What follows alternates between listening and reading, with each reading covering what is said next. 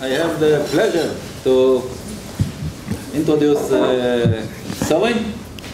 I guess that you have heard about him. And still, as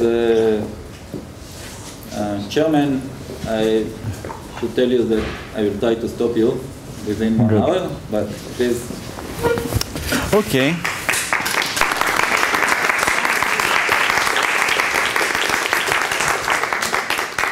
So I thought that I should try to reciprocate for all these talks where people referred to my contribution or influence by actually reviewing the work of the others. But since, as you see, there are so many, and since we have such a strict chair, I decided to limit myself only to the people which were really my students, and to try to recall what were their PhDs. I mean, we are in this frame of looking backward, even though I'm not sure this is a good position for a long time, but at least for this moment, I think that it would be nice to remember what we had. So we start with Radi. He was essentially my first PhD student, and this was still in physics. Essentially, we had the following problem. It was about atoms which were depositing on a surface, and the question was to study the shape of this surface which took place. And in particular, the rules of thermodynamics would oblige us to try, for instance, to create all the configurations which have the same energy, which in simple terms it means to create all these shapes which have the same number of vertical steps. And if you try to do it by switching one position at a time, it's pretty difficult because the energy would not allow you to make big steps. On the other hand, the dynamics of the system is made out of big steps. So this looks like a very technical problem, but in fact it is the very heart of what we are doing in the last 15 years, to try to express macroscopic phenomena in terms of their microscopic causes without getting stuck by the fact that the microscopic causes are so enormously many. So in this particular case, the technique was to say, okay, so each step which I'm making, I take an arbitrary horizontal line. I look at one of the islands which are separated by this red line from the rest of the lattice, and I switch it back. I reflect it. Of course, the number of vertical lines remains the same. So this technique, as I said, it's not only important because it solves our technical problem, but it also brings the point that in order to understand the emergence of macroscopic phenomena, let's say from microscopic things, you have to take care of this kind of emergent collective objects. So in a sense, if you want to give to somebody the address in Jerusalem, nowadays we have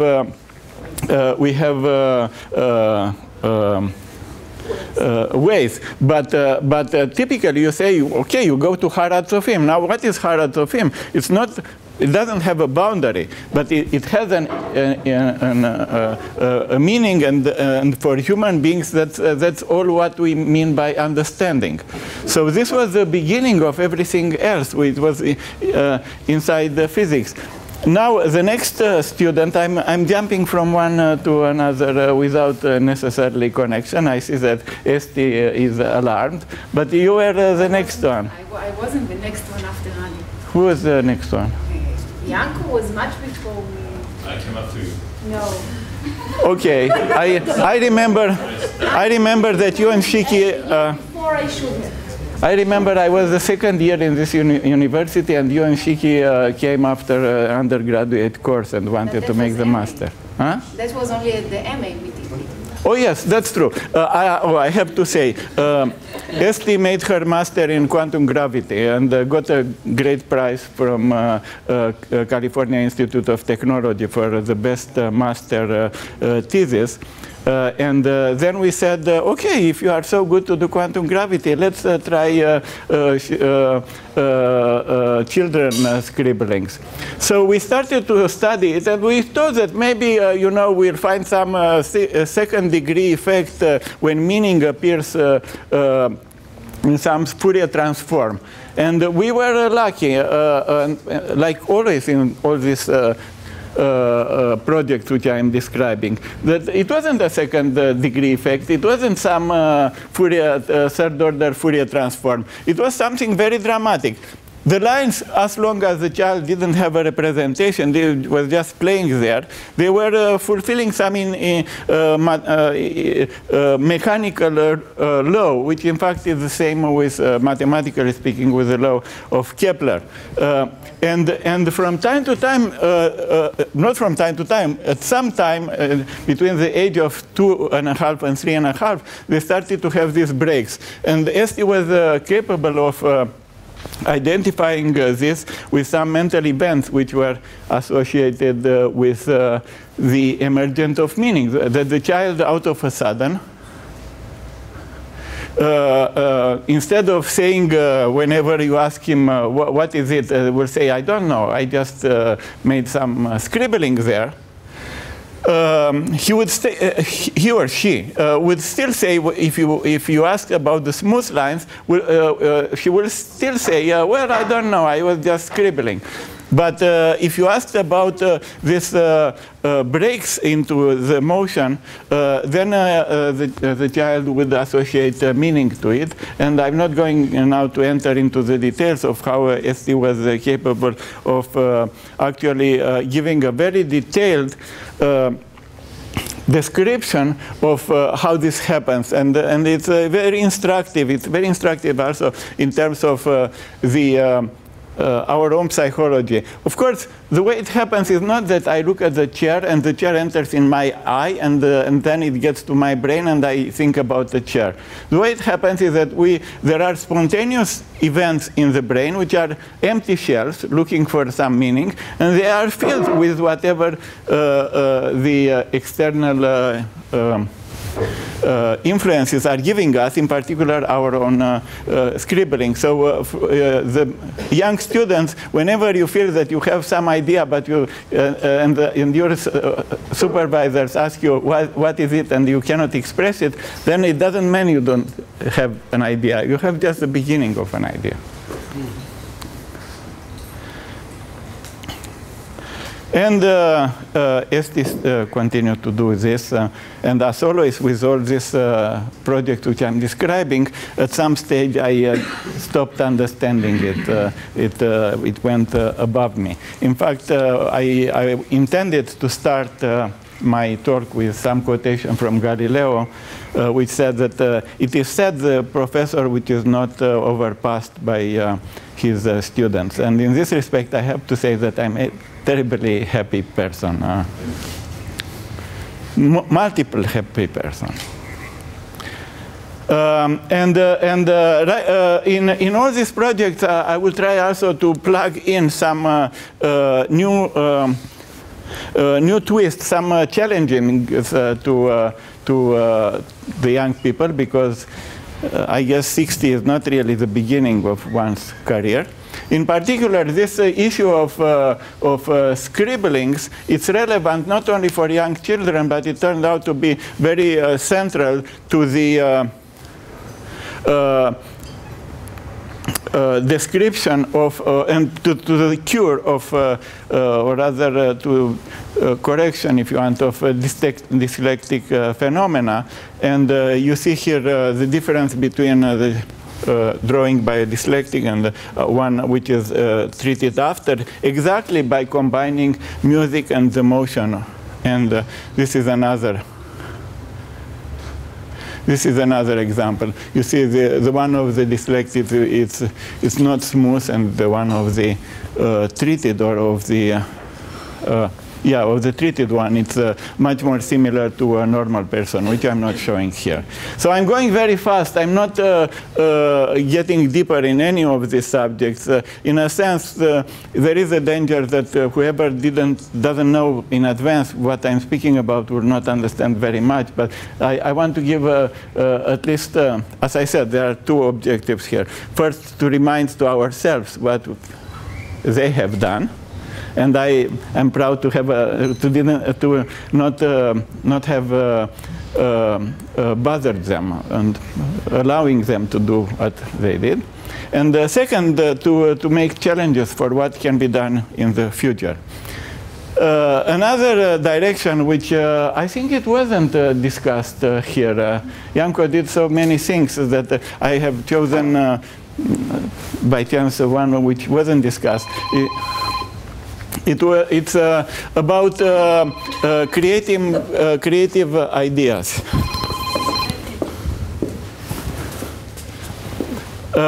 Now I'm showing you this without explaining, and I'm showing you the next one without explaining, because obviously these are kind of advertisement or some kind. They are trying to give you some message, and they seem not to be related, but they are actually very much related. They have the same conceptual structure, which was done in the thesis by Janko and with Dudi, which is here. And essentially, you see here what is the scheme. If you want to explain the cigarettes kill, then you put together the image of a cigarette butt together with. I'm sorry, this is advancing. Without my control. And this was taken up by, maybe this forces me to stand in time because this is advances. So this was also the master of Sol. And Sol told me that this was great fun for him, which makes me happy because at the time I felt a little bit unsure whether it's appropriate for a master. In fact, he made a very large catalog about different, as you see, ideas about how to transmit ideas through images. And then we extended it to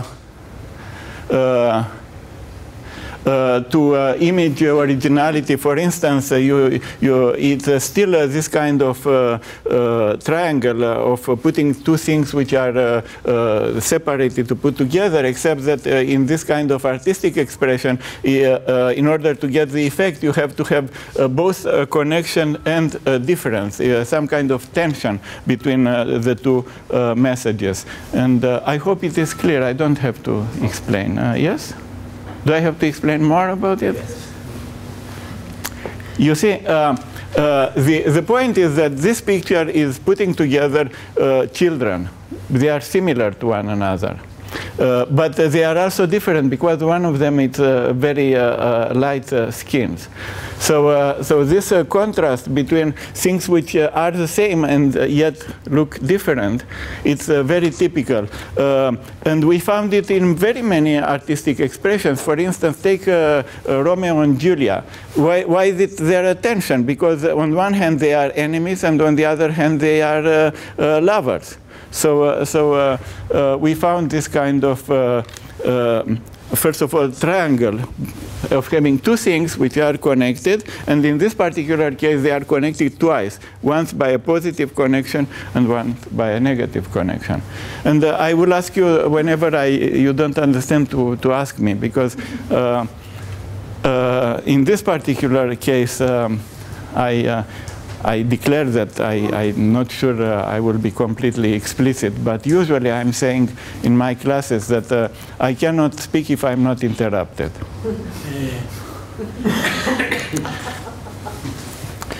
So here again we can extend it to very many different directions. We extend it, for instance, for the for stories. We analyzed some stories of Rabbi Nachman of Breslov, and so that they have double the number of this kind of triangles, triangular structures, that in the analog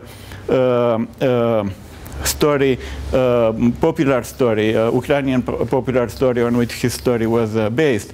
And also it was found that even the immune system, which has a cognition, like it was discussed in some of these lectures today, the immune system has a cognitive power much more than one would expect, and in particular it has this kind of phenomenon of making connections between two different things and making a synthesis, and by doing that understanding the state in which the system is.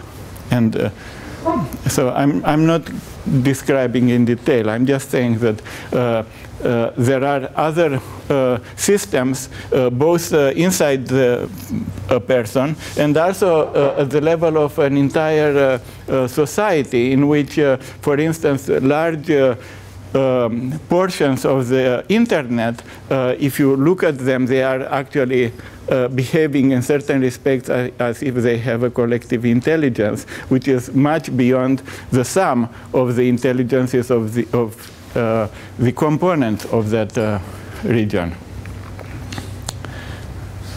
And after that,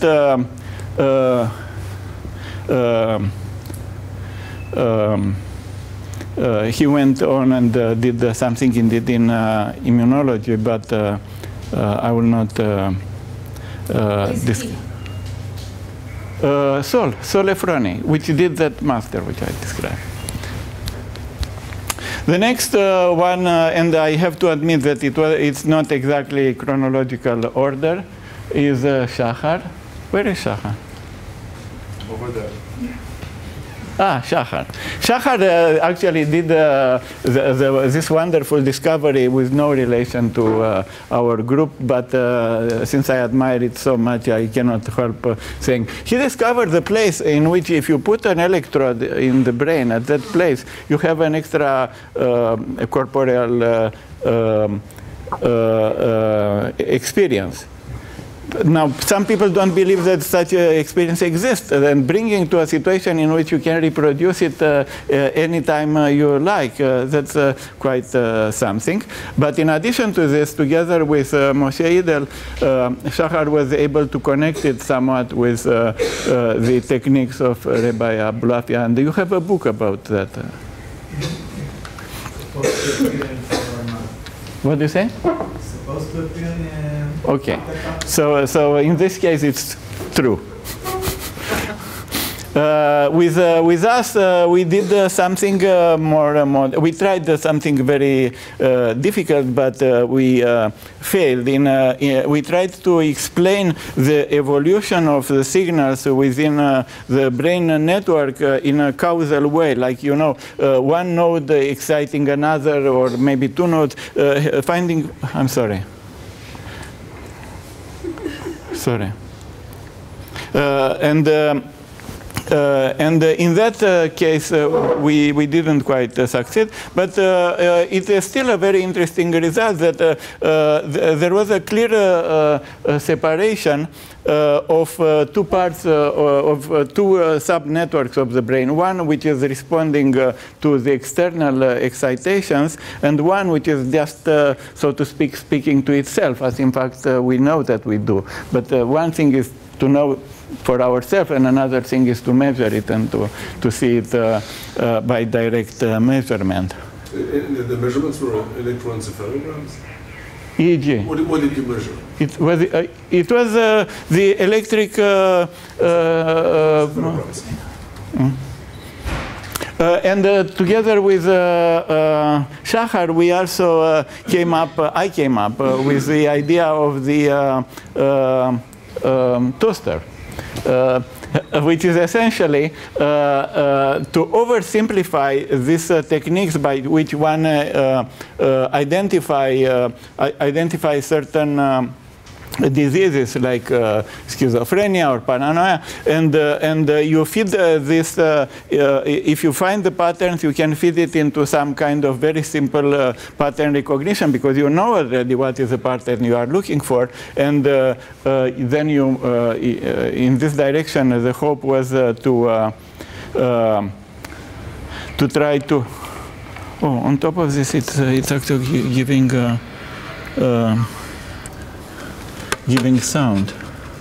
Just a second.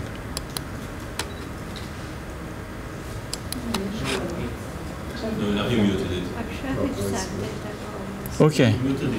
Yeah, this is what I wanted to do.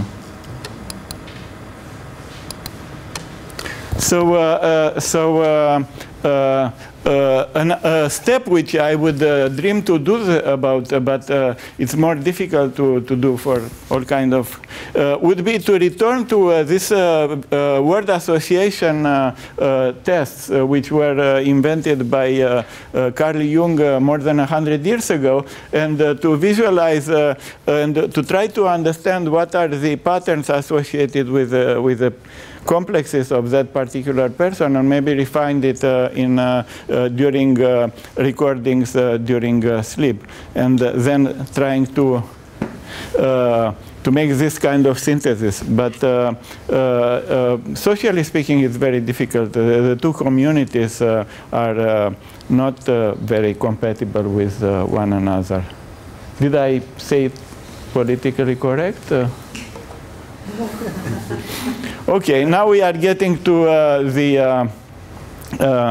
this famous AB model, and since it was discussed very much during this conference, but as I said, I want in my talk to be very to explain in very simple words what it is without mathematics, and please interrupt me if you don't understand. So the point is that the model is extremely simple. In fact, the people which popularized it in New Scientist called it the angels and mortals. Essentially, you have some angels which go around, and their property is whenever they meet the mortals, there is another mortal which can be produced with a certain probability. So that's all. And the mortals, of course, can also die. And basically, this is the entire model. As it turns out, very many systems in the world can be symbolically represented by that. For instance, if you think about A's as proteins and B as RNA, then if you put the RNA inside a place where the appropriate proteins exist, then it will reproduce. Or you can think in terms of the A's and B's living in a space in which each point represents the genome of a certain genetic information, and the neighboring sites are genetic information which can be obtained one from the other by just one single mutation. So then you have a space, and then in this space, the A characterizes what is sometimes called the fitness landscape. It says which kind of genome is better to have, and if you have that genome, then such an individual would reproduce faster.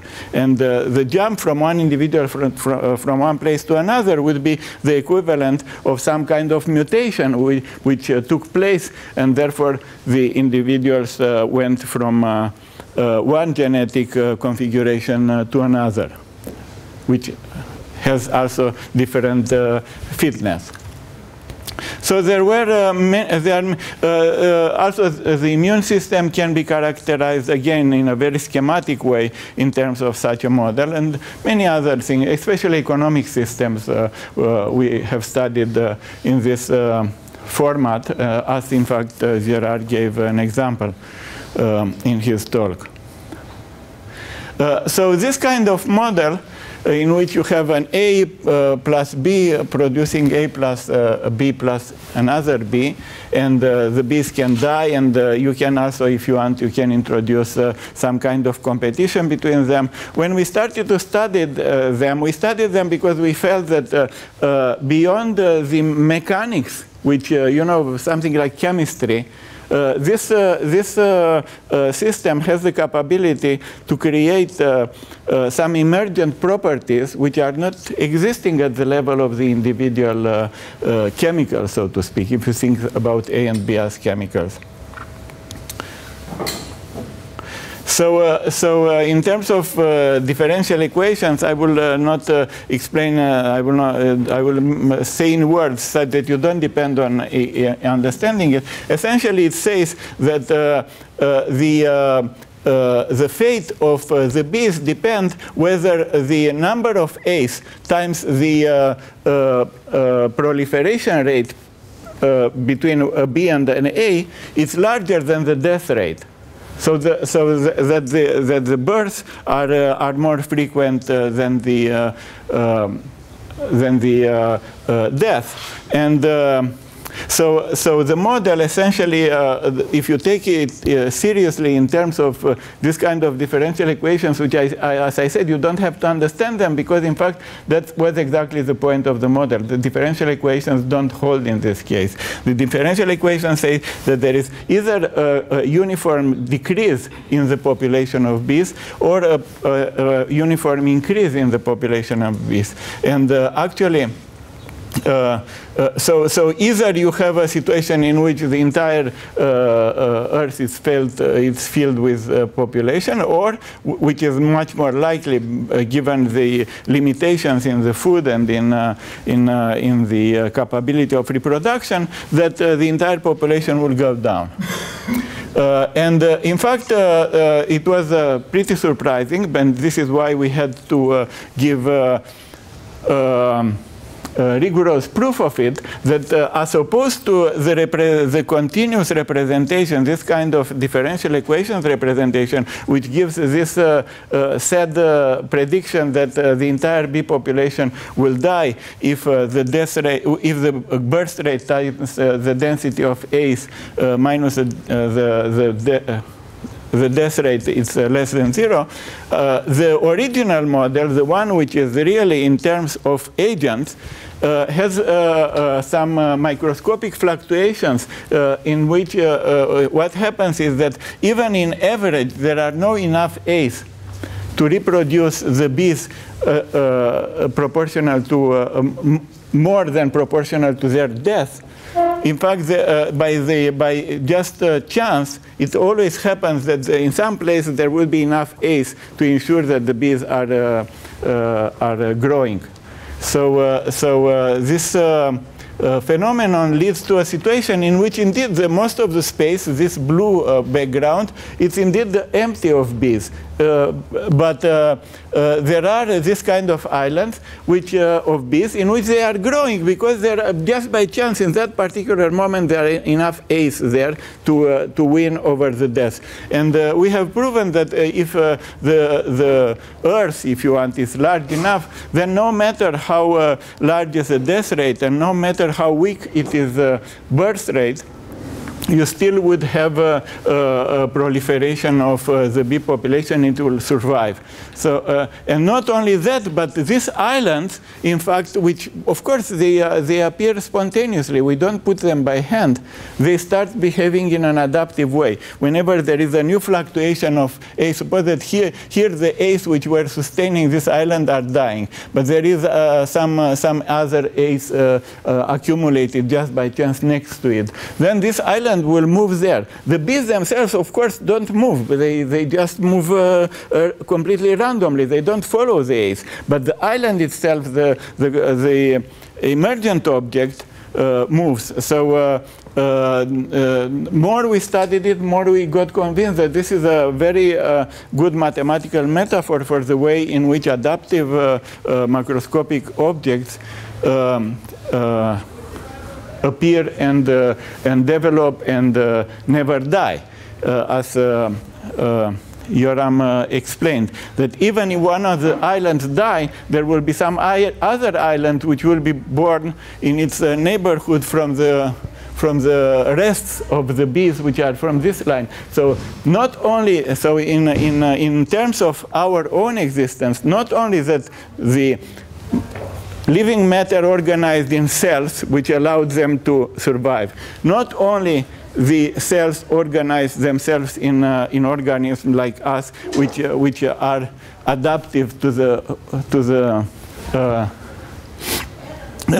environment, but in fact, the entire thing got self-organized to ensure that even if each of us are dying, life itself continues, and we are in the right side of the directed percolation phase transition, which was described by Yoram, and I think that also by Nadav.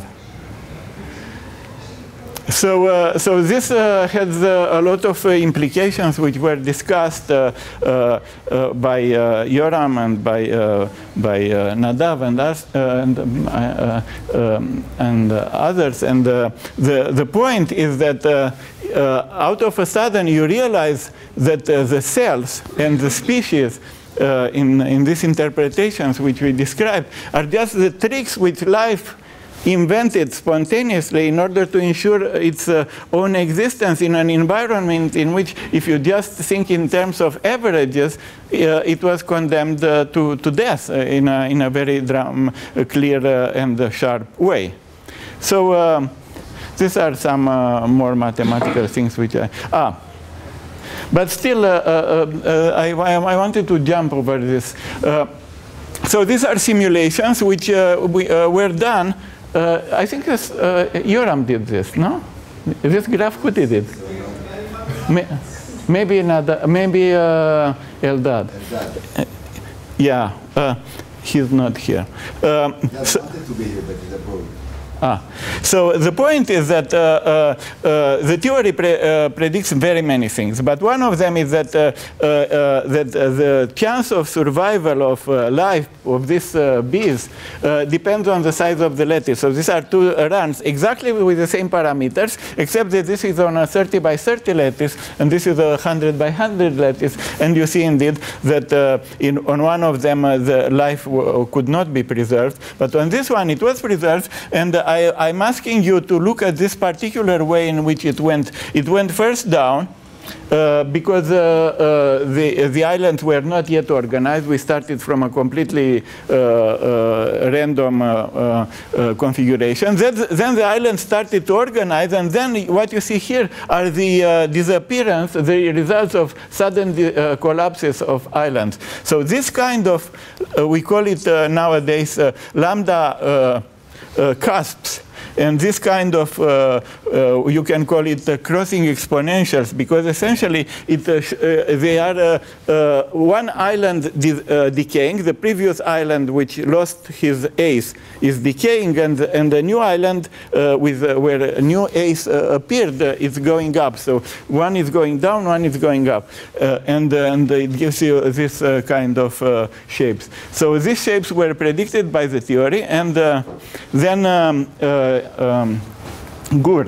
Where is Gur? And then Gur started to take seriously this and proved in quite a number of situations that this kind of double exponential plus this cusps are in fact you can describe in terms of this, like in this case, the economy of the United Kingdom between 1990 and 2008. So 18 years, and essentially with just very, very few parameters. And not only very few parameters, but with a shape which you know from the beginning how it looks like. The only thing which you don't know is when the next bad thing happens. And in this case, I think that this was the birth of the .com, and this was some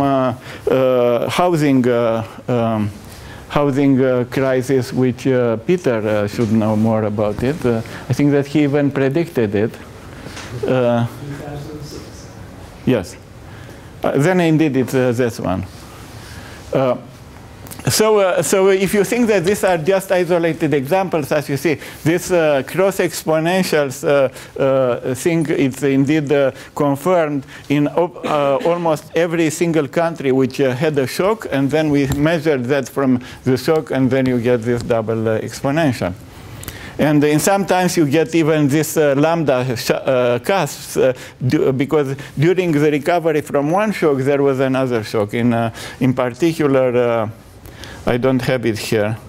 In particular, here there was a change, banking crisis. Here was a change in government. Here was, I don't remember what else. But there were very clear moments, and between these cusps, the entire dynamics of the system was completely described by the AB model. And then we started to think, and Yuval, I didn't find a picture of yours. You should, where is Yuval? You should give me a picture of yours. But of Yulia I have.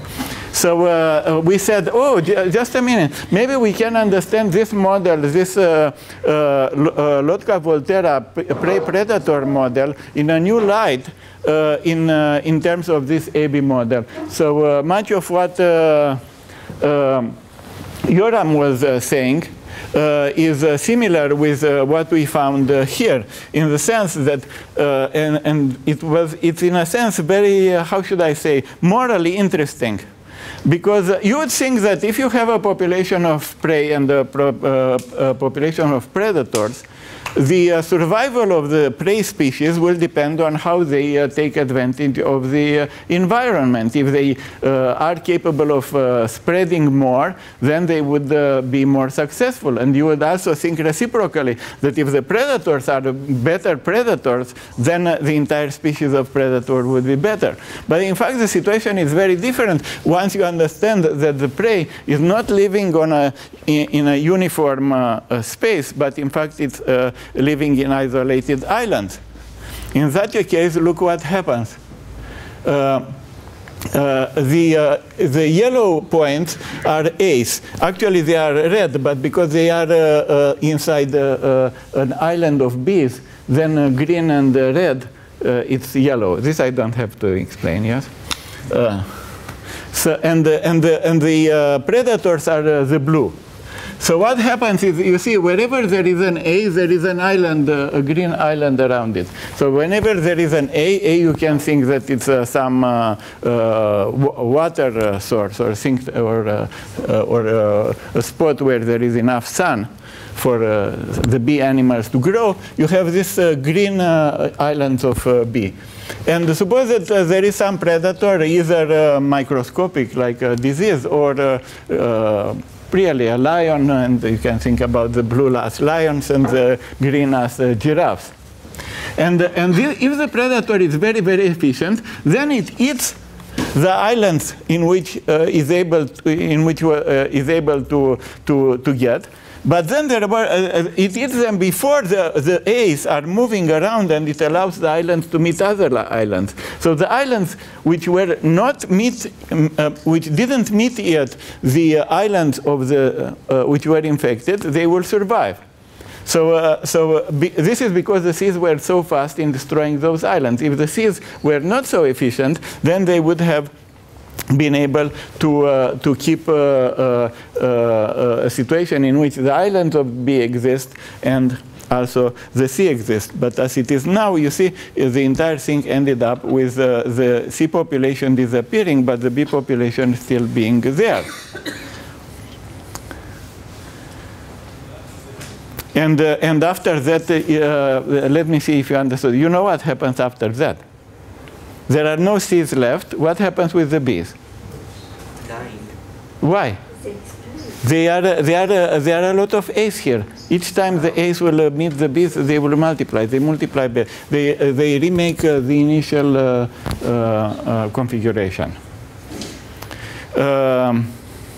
So one challenge, but since Eldad is not here, I'm not sure that any of us, any others of us can meet it, maybe Nadav, would be to actually, in the way that we were able to solve pretty cleanly the AB model, maybe one can give an exact solution to the ABC model. How much is left? Because I have 20 minutes.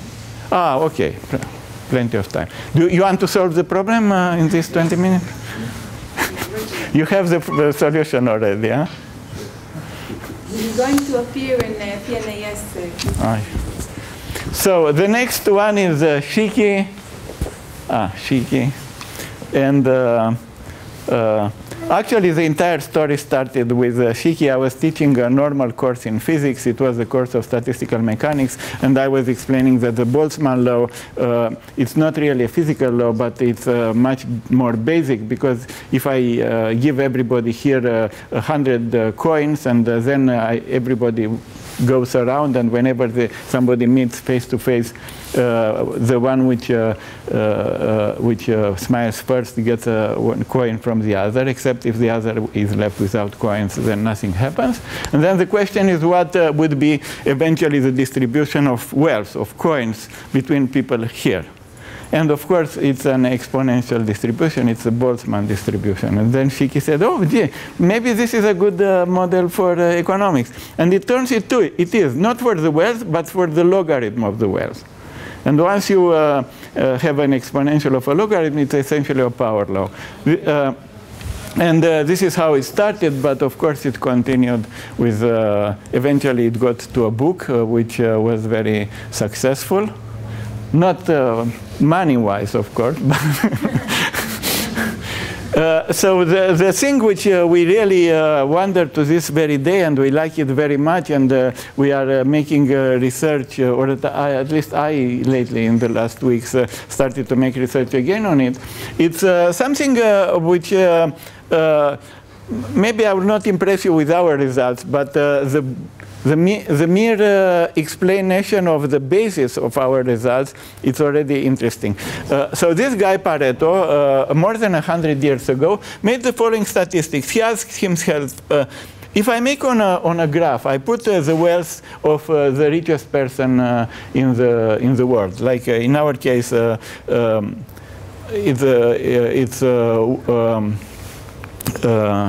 the Walmart family. And then Buffett, Allen, I don't know where is Gates. Gates should be someplace here. And I put them in the order of their wealth. Of course, there will be a line which goes down. And if I put it on a logarithmic scale, because as you remember, what is relevant for wealth is not really the wealth itself, but the logarithm of the wealth. And if I also put this one on a logarithmic scale, then I get a straight line.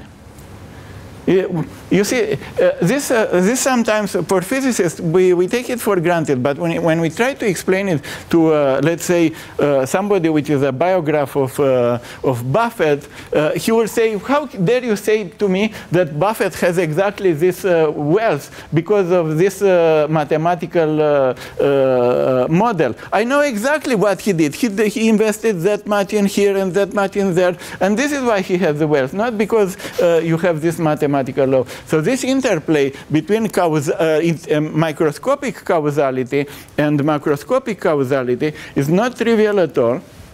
And of course, it's not trivial in physics either, because we are saying, okay, the energy of the molecules is characterized by a certain energy distribution. But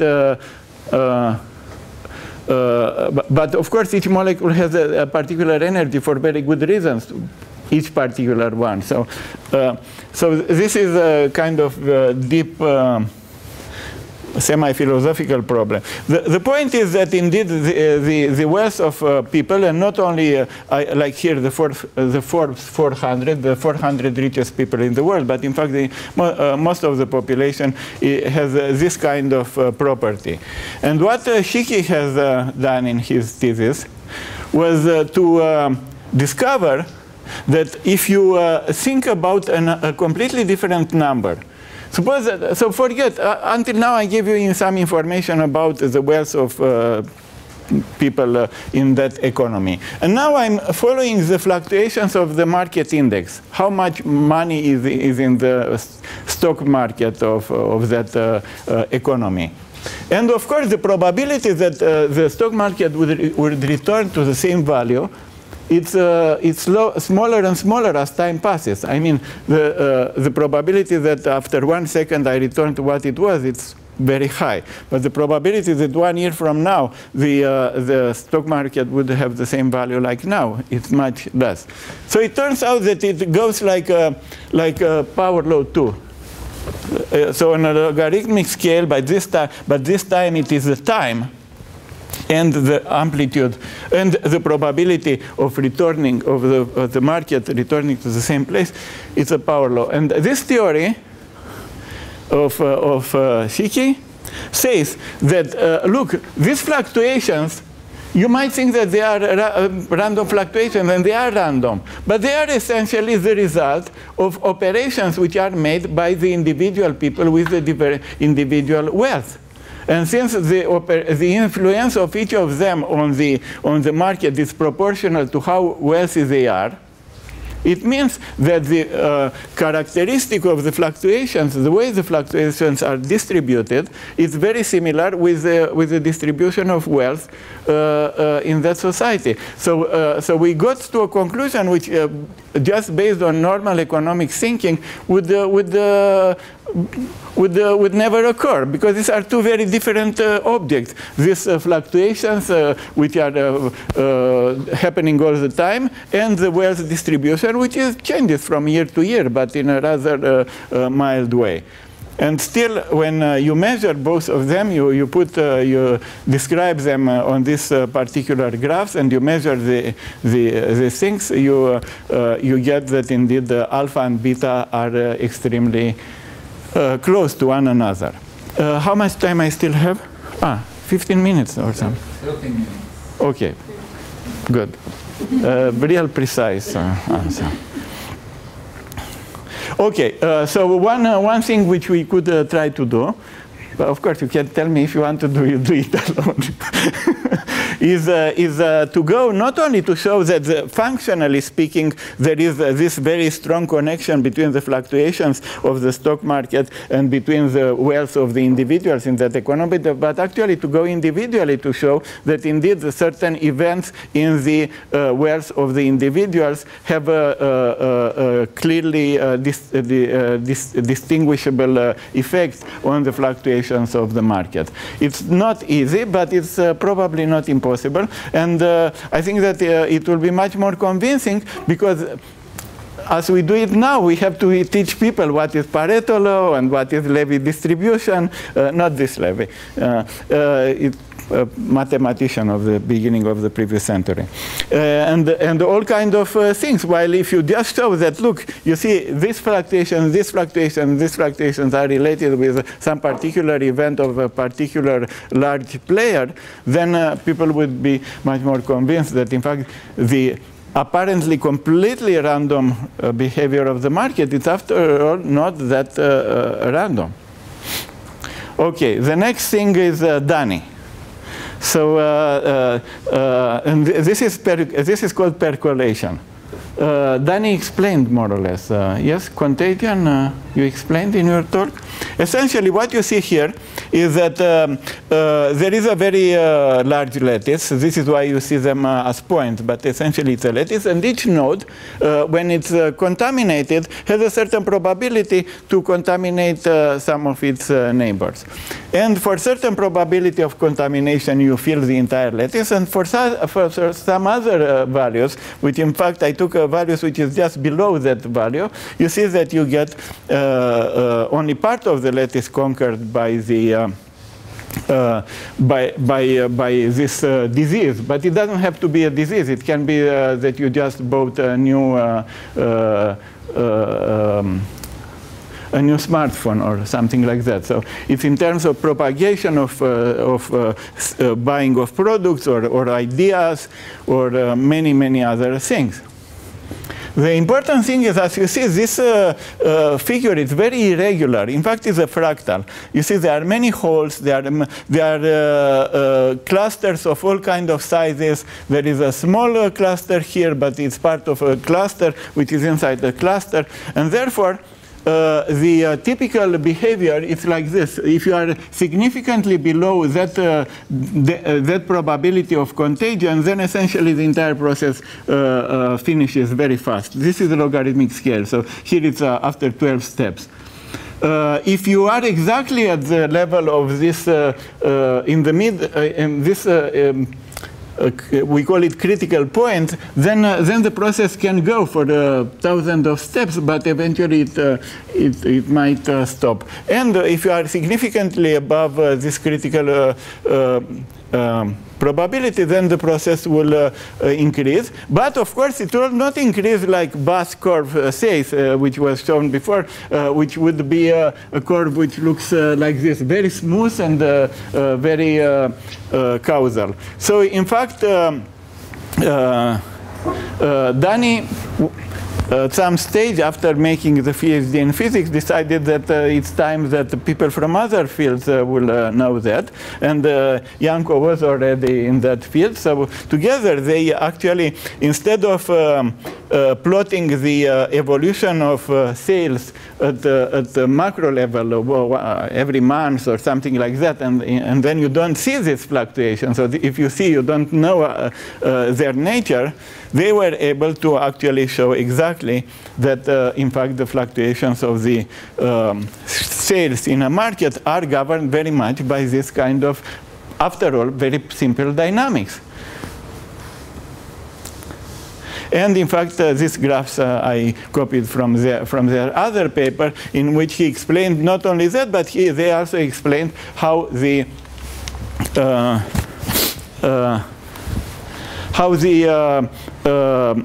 evolution of the sales at the macroscopic level depends on the way the market is organized. So if everybody has this more or less the same number of friends which learn from one another, then one gets this result, while if one has power law distribution, is probably this one here, in which you have much slower. No, this one is one with the slower decay. So anyway, they were able to, in a sense, to after that, to do the inverse problem, in which not only to be able to tell what kind of social network would lead to a certain pattern of sales, but also knowing from a previous experiment what is the pattern, they could say what is the network. So this parallels some work by Michael Danziger and Itamar Mushkin and Elad, which I was more ambitious and, of course, more abstract. So their objective was the following. You see, suppose that you see this kind of evolution of this point. I intentionally put them in on a lattice, so you know something which somebody which doesn't know the location of the points, you know, probably you guess that this is a lattice and these guys are connected to their neighbors. But somebody which doesn't know it, it would be not very easy to explain what can be learned about this network based on this experience of this propagation which took place. But what you can do, you can say the following. Look, if I know that after one step, after this one, I gave him for free the product, or I gave him for free the disease, which is much easier, of course. Then I know that he's connected to this guy. And then the next time, if this one gets connected, then I know that he's connected to this one. But now I get a little bit of problem, because this time I have now two of these guys, and it could be not only that each of them are connected to this, but that this one is connected to this, but this one is connected to this. And the next one which gets, the next two which get contaminated are even more problematic, because before them there were two. So it could be that this one contaminated this, and this one contaminated this, even though because I arranged them like this, we know that it's not the case. So in principle, it could be that all these lines, which are thin lines, are possible lines. And as the process continues, you get more and more possibilities, and your knowledge about the exact topology of the network is a compromise. But of course, you can now do the following: if you had one process, you don't. Yes. 4 minutes, very good. Now you say, okay, so until now I know that. But if I now look for another round campaign, suppose that this time was the Toyota of 2013, and then I'm looking now at the Toyota of 2014. It's more or less the same. Well, it's not a good example, but because people don't buy. No. Let's not discuss it. Toyota is a touchy subject. I have a Toyota for 20 years, almost as much as I'm married.